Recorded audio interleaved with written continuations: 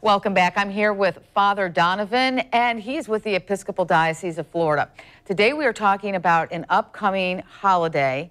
It is the Blessing of the Animals, and it's by a patron saint, right? Give us a little background on this, because you can bring your animals to church. Absolutely. It is always based around the feast of St. Francis of Assisi. He's one of the great saints of the Christian church. His feast day falls every year on October the 4th. And usually churches base their Blessing of the Animal service around that feast day. So some of our churches actually have already had their Blessing of the Animals this past weekend.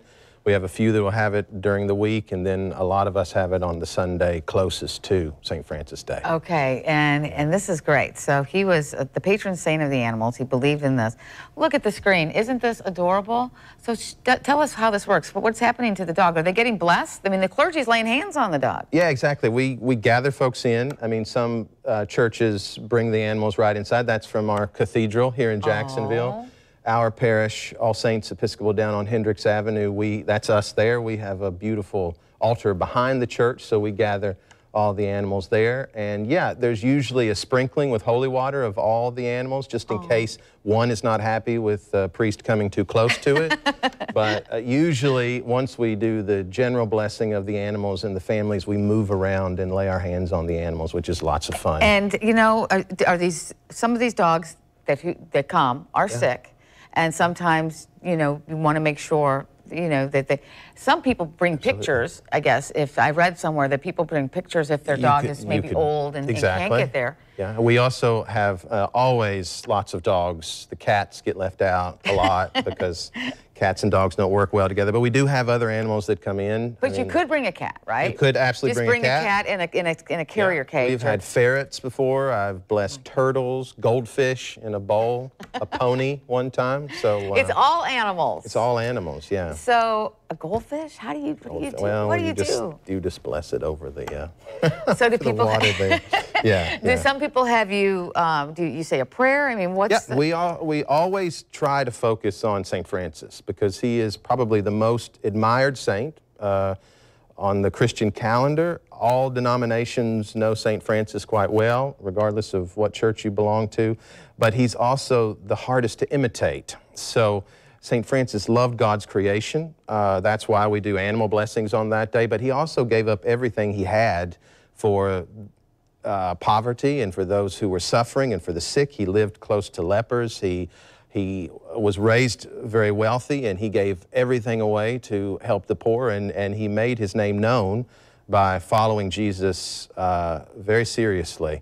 So, of course, we bless the animals, but we want to inspire people to ask more questions about St. Francis and hopefully deepen their faith and maybe try to see the joy in creation that St. Francis was able to see and able to share, because even in the midst of poverty, he was always known for being joyous and happy.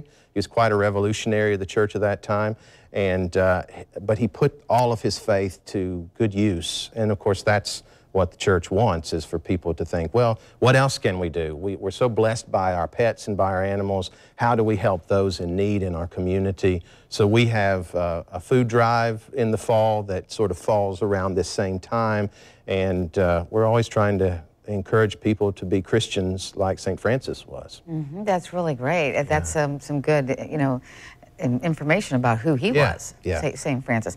Now, this St. Francis is a saint that obviously the Catholic Church and the Episcopal Church, I don't really hear about it in too many other places. It's more of your denomination. I would say in the Episcopal denomination, Roman Catholic Church, of course, the Lutheran Church, there may be some Methodist churches that acknowledge and do Blessing of the Animals, even some Presbyterians, I suppose.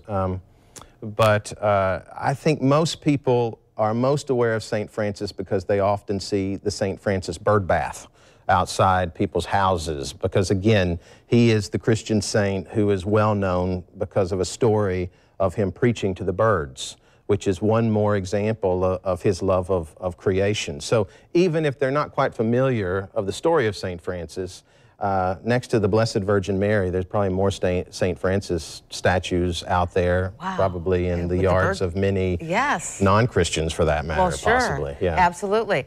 So, all the different kind of animals. Now, where can we come if we're watching this? We want to bring our dogs. My daughter might want to bring the Cocker Spaniel. So where do I need to go with this? Check get on the web and check Episcopal churches. You can go to the Diocese of Florida's website, the Episcopal Diocese of Florida website.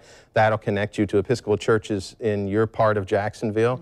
At All Saints, we're located at 4171 Hendricks Avenue.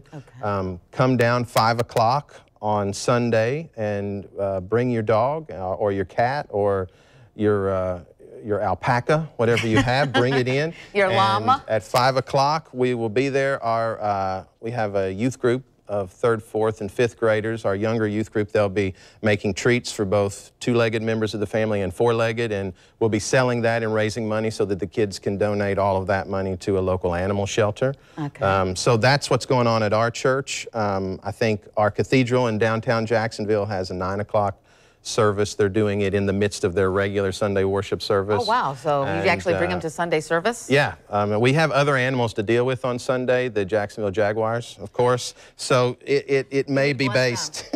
We're always praying for the Jaguars and hope others will come to church and pray on Sunday for the Jaguars as well. But I would say it'll be based around the times. We have a few churches that are even doing it during the work week. So okay, so we just really have to go on the diocese. The Diocese of Florida has a link to all of our churches in our diocese, which runs from Jacksonville to Tallahassee down to Gainesville, all around. Okay, now the one you're having at 5 p.m. on Sunday, about how many people do you expect to bring the pets? You know, it goes up and down. I mean, we've had 50 people there, we've had 20 people there. It depends on what's going on in the community, but we have plenty of space. Like I say, we have a beautiful granite altar right behind our creation window at All Saints. We gather there, we have prayer, we have some reading of Holy Scripture, and then we pull out the holy water and bless the animals. We'll also have water for the animals there in case it's super hot. It's Northeast Florida in October. It's quite warm, so